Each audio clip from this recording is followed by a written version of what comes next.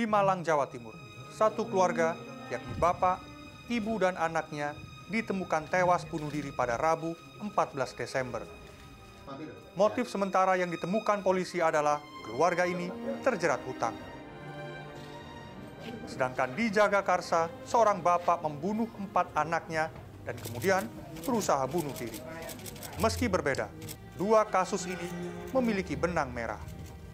Menurut psikolog dari Safi Amira Women Crisis Center NK Entri Jawati, jalan yang diambil dengan bunuh diri dan membunuh anggota keluarganya ini adalah akumulasi dari ketidakmampuan pelaku mencari solusi atas masalah yang dihadapi.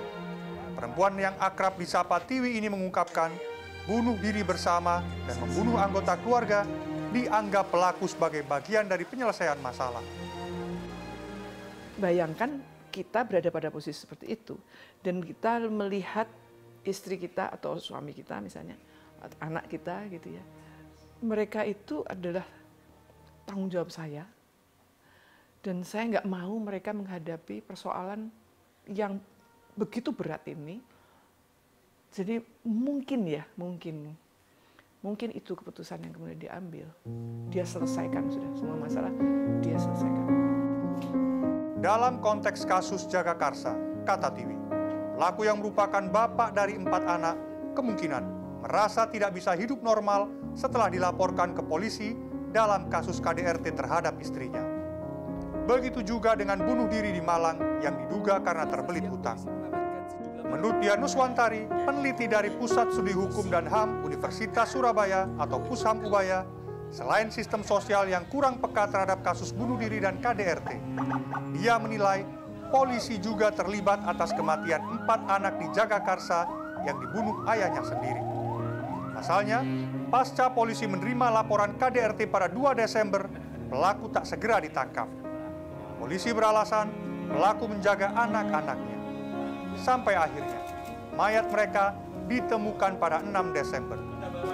Nyawa anak-anak ini sebetulnya terselamatkan kalau polisi bisa bergerak cepat. Tapi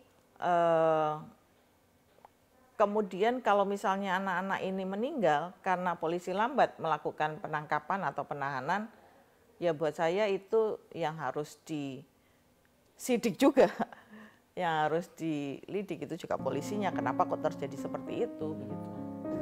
Dian mengingatkan, untuk melaporkan kasus KDRT ke polisi, terutama ketika pelakunya adalah suami, diperlukan keberanian korban. Namun pada banyak kasus yang ia dampingi, seringkali korban menghadapi pertanyaan-pertanyaan yang menjatuhkan moralnya.